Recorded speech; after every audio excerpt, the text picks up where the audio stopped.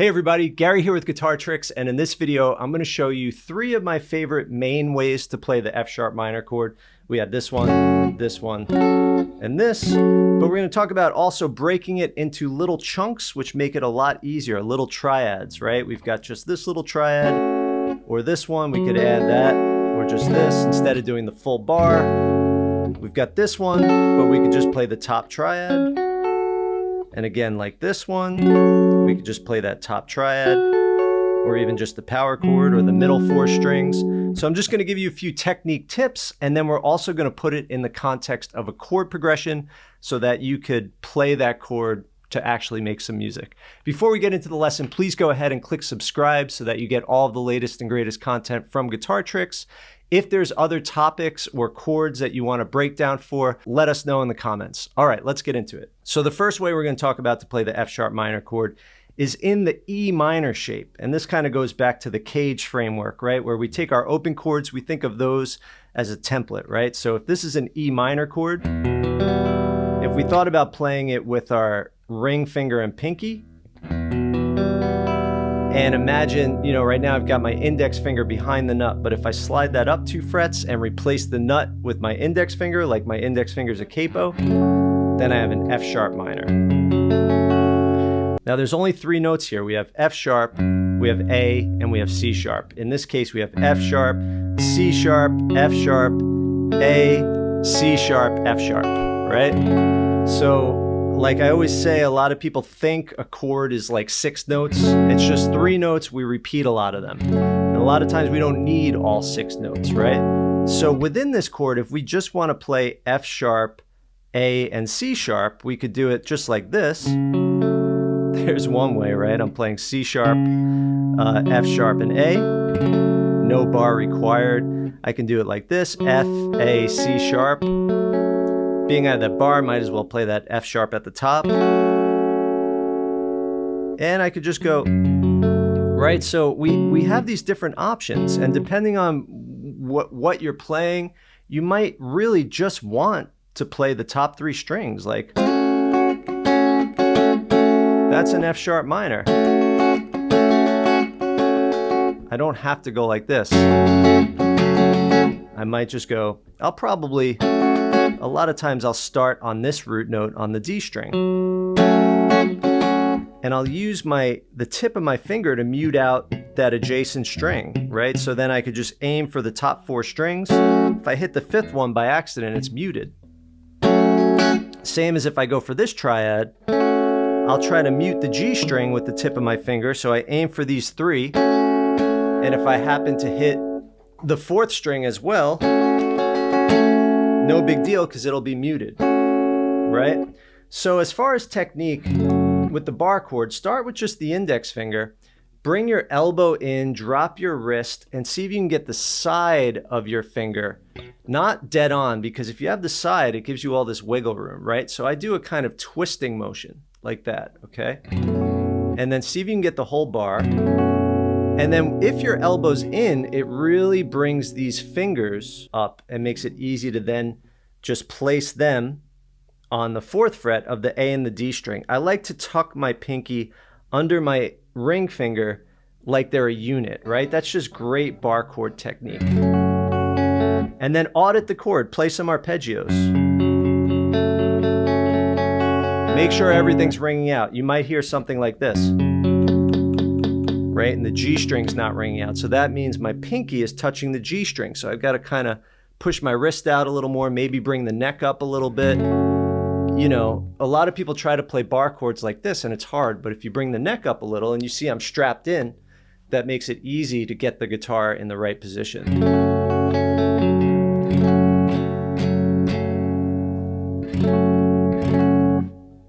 Right? And same thing if we just do the partial and we bar the 2nd fret top 3 strings and then just use that ring finger to play the root note.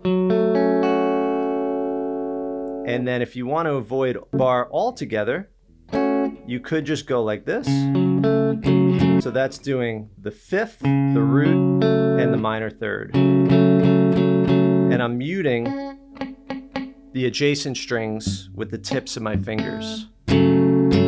Now you might be wondering, all right, well, what am I going to do with this F sharp minor chord? So in a key like A, let's say we're in the key of A, F sharp minor is the 6th chord. And A is a popular key. Let's say we wanted to play the chord progression A, E, F sharp minor to D. That would be a 1, 5, 6, 4 progression. Very popular. So A, E, F sharp minor, D. A, E, F sharp minor, D. So see if you can play that chord progression, right? So A, E. Now for my F sharp minor, I'm just going to go for this one. And then D.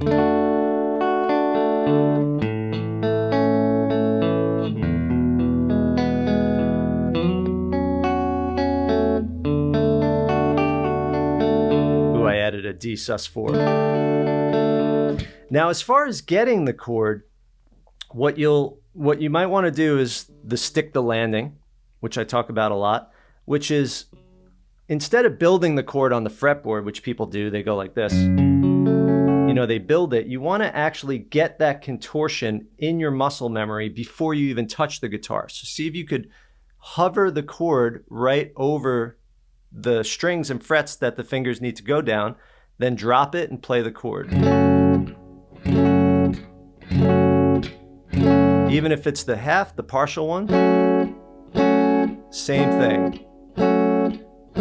Hover, drop.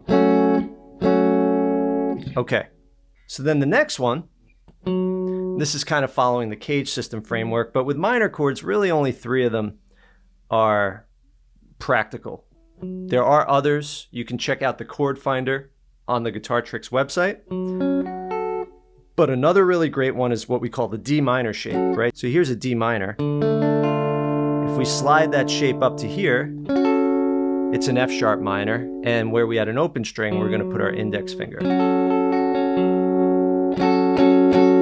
So this one is index finger on the 4th fret of the D string, ring finger on the 6th fret of the G, pinky on the 7th fret of the B string, and then middle finger on the 5th fret of the E string. Just like that. Now this one's a little tough down here. It gets really easy when you're up the fretboard. And of course all these shapes are movable, but it's a good finger stretch and there's no bar. I really love this voicing. And you could always leave out the index finger and just play the top 3 strings with fingers 1, 2, and 3 instead.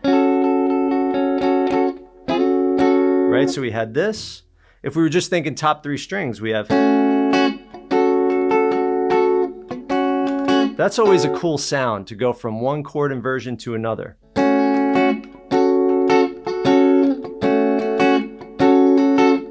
And when I say chord inversion, that means we're playing the same notes but in a different order. Like for instance, when I played these 3, what I ended up with was the 3rd, the A, then the 5th, the C sharp, and then the root, the F sharp. When I play it here, what I end up with is the 5th, the C sharp, then the root, the F sharp, and then the A, the 3rd. So inversion just means a different order of the notes. And I'm just going to travel up these strings again to look at this one. And in this case, we have root, 3rd, 5th, flat 3rd in this instance because it's a minor chord, but we have our F sharp, our A, and our C sharp. And that comes out of this full shape. So this is the A minor shape.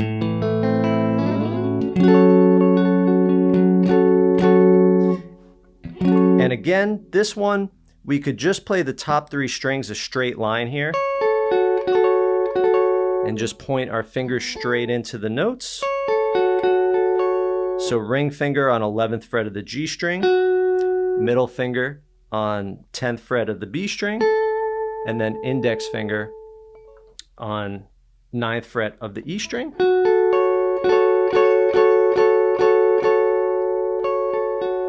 And then we can push that ring finger up one string and replace it with the pinky. Now we have the fifth, then the root third, fifth. And then we can bar the index finger and get the root.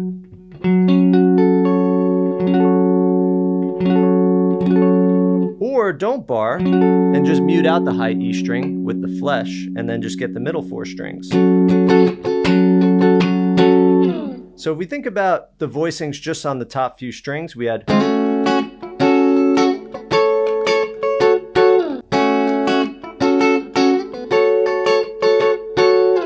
cool, right? Now we talked about playing in the key of, let's say, A. We had our A, our E, our F sharp minor to our D. So let's say we wanted to play a chord progression with this one. Let's play the same thing. So we'll start with, let's say, this A. There's our A, our E, we can maybe play like this. Then our F sharp minor.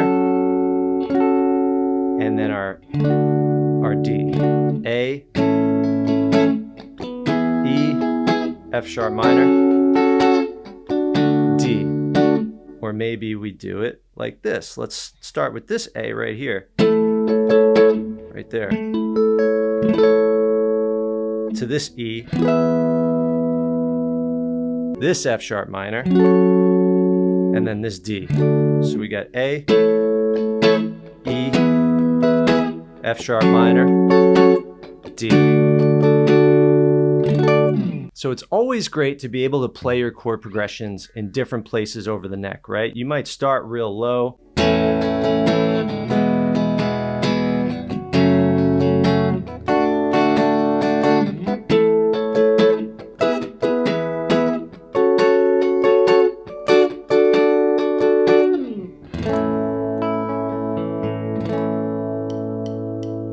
All right, everybody, so that wasn't all the possible F sharp minors. There's more. If you want to see a comprehensive breakdown of pretty much any voicing of any chord, there's the chord finder at guitartricks.com. There's also sequential lessons on guitar basics and fundamentals, rock, blues, country, different styles, and an ever-growing library of different song lessons with multiple videos, downloadable tab, and all sorts of other goodies. All right, everybody, I hope that lesson was helpful.